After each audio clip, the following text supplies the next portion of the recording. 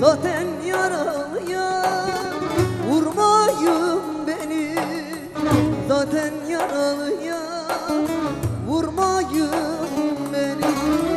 Boynu bükük bir gül çiçek misali, dalımdan koparıp almayın beni, dalımdan kopartıp almayın beni.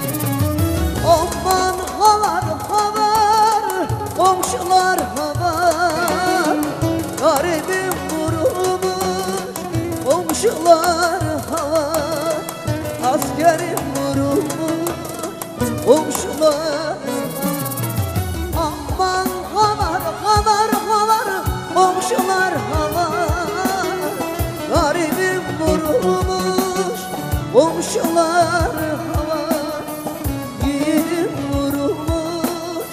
Komşular var.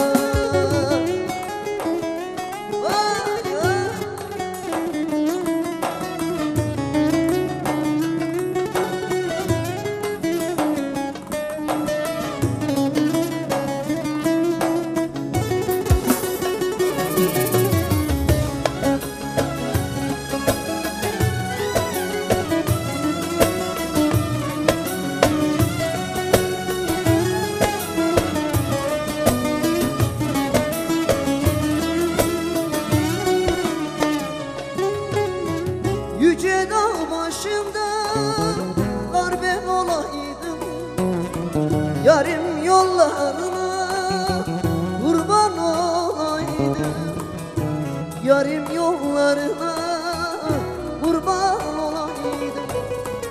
Bırakın da yarim sana olaydım, vaylar bana bana, vay bana bana.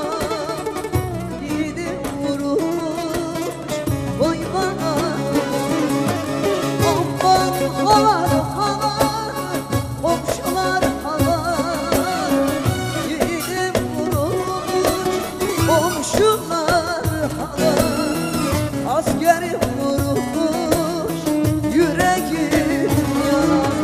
Aman havar havar havar, komşular havar, yiğidim vurulmuş, komşular havar,